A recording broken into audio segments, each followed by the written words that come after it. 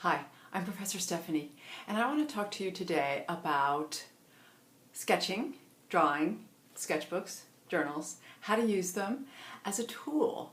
And actually they're a tool for getting ideas, they're a tool for practicing, and I think it's a very vital part of what interior design is all about.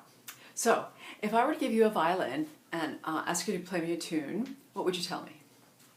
My instinct is you would probably tell me that you've never played the violin, you've never had a lesson in violin, so you don't know how to play the violin. Same with a tennis racket. If I were to give you a tennis racket and say, let's go play tennis, you might say, oh, I play a little bit, but I probably could use a better lesson, or I've never played before and I don't know how to play tennis. So when I give you a sketchbook and a pencil, I hope you will also start saying that, I'm just learning how to draw, and it's a new skill for me, and I'm practicing, and I'm going to get better as I go, but right now I'm just learning. I'm beginning with drawing.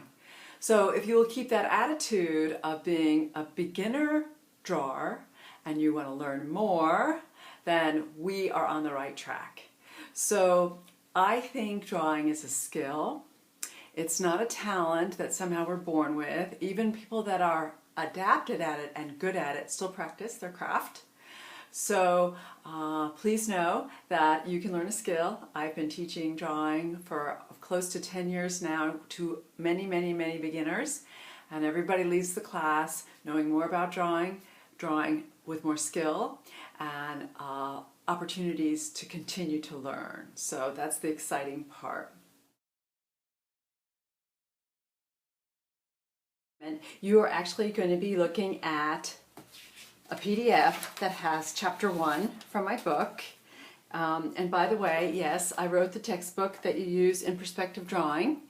Again, I mentioned that I started 10 years ago teaching students how to draw. I realized myself that I needed to learn how to draw, and so I came up with activities to help me learn how to draw, and perspective specifically, to do drawings for interior designers. And so I put activities together each semester. This went on for 6 years, and then I found a publisher that was interested in publishing a beginning perspective drawing book for interior design students.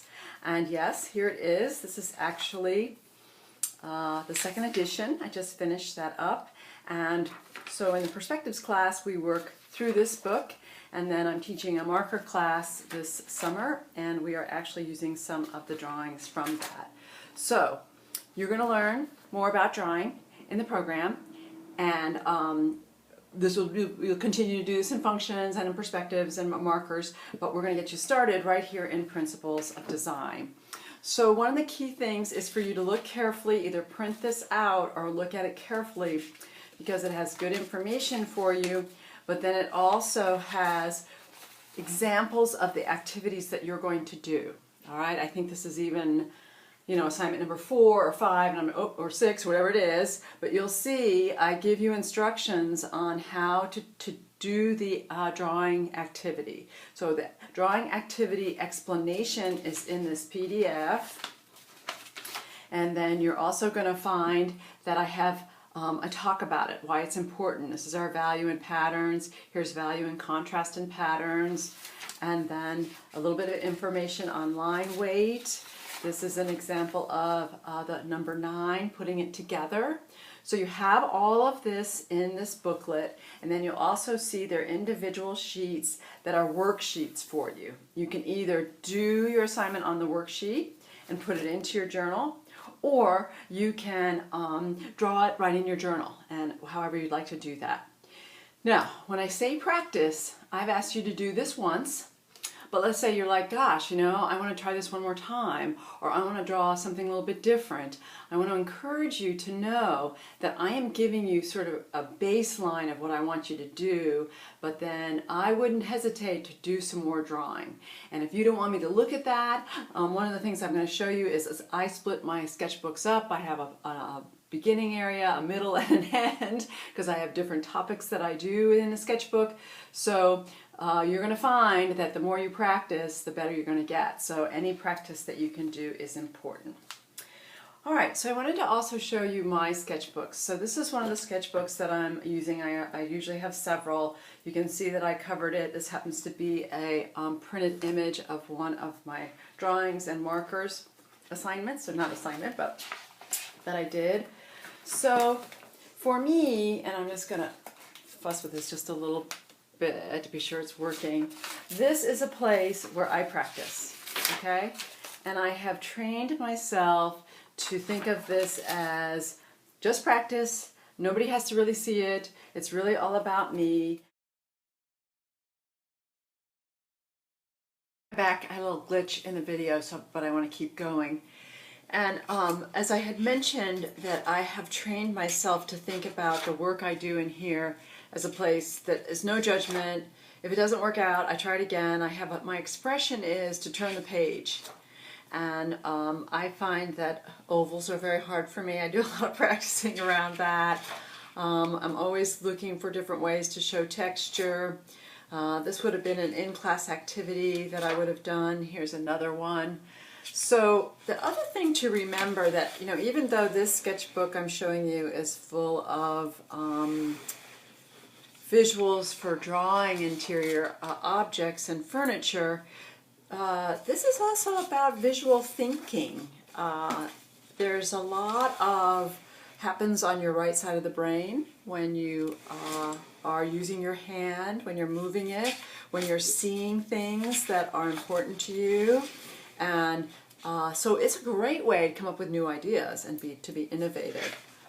And if on my blog there's a whole chapter on, there are lots of posts, I should say chapters, posts on visual thinkers and how, you know, people that actually teach it. Visual thinking, there's Dan Rome, there's a couple of people there that you can look at and read about visual thinking. Lots of companies are using visuals and doodling and sketching as a way to come up with new ideas and to be innovative. So here I am in the interiors world. You can see there's a lot of scribble that you're going to find in the sketchbook, but that's what it's really part about. And I'm thinking as I'm doing this, I'm getting ideas on how to complete something. The other thing I mentioned too is that I also tab. I put a tab on there so that I can, the front is my drawing and look what's happening in the middle here. This is the marker work that we're doing in the marker class this summer. Doing some activities at home so I know what I'm doing. I'm also doing some in class. I'm practicing, I'm getting better at it. I learn about what I want to talk about. So I hope that you will get into the habit of going to your sketchbook to write some ideas down, do some quick drawings, tape in some images that you like, postcards you find, things that you find inspiring to you visually. Remember, this interior design is a visual field. I can talk about a sofa all day long, but until you see a picture of the style and of the fabric and the color, we really haven't done very much. So get in the practice of using your sketchbook, and I look forward to seeing it when we get all the assignments done. Thank you.